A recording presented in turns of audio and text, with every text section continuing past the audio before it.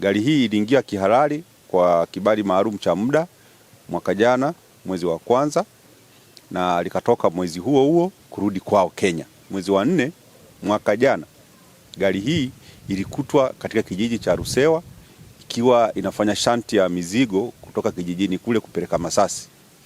Na maaskari wa Jeshi la Wananchi waliona hiki kitu sio cha kawaida, kwamba gari la kigeni kuingia vijijini ndani kabisa na kufanya biashara ya kusafirisha mizigo kana sio cha kawaida.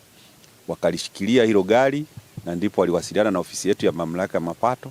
Tulipokwenda kulikagua tukakuta halina nyaraka zozote za kuingia nchini, na zaidi ni kwamba hilo gari lishaonyeshwa kwamba lilisharudi Kenya mwezi wa kwanza, miezi 3 iliyopita. Kwa mujibu wa sheria za forodha ni kwamba gari yoyote ambayo inakuwa ndani ya nchi pasipo kufuata sheria, basi inatakiwa ilipiwe kodi zote zilizopaswa kulipiwa, na ikapigwa hesabu ikatakiwa ilipe kama kiasi cha shilingi milioni 60.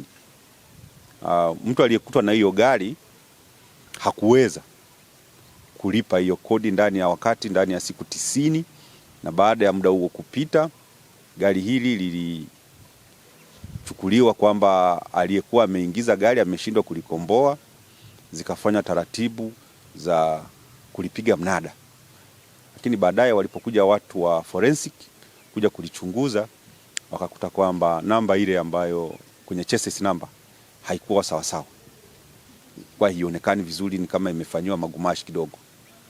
Kitu ambacho kilisababisha kwamba kama ikiuzwa kwa raia inaweza ikapata shida katika usajili. Kilichoamua kamishna wa forodha ni kwamba gari hii igawiwe kwa taasisi za kiserikali kwa ajili ya shughuli za taasisi hiyo. Kwa kupewa gari hili, mimi niseme tutarahisisha utekelezaji wa majukumu ya kusimamia shughuli za utoaji wa huduma kwa wananchi na uwezeshaji katika sekta yote.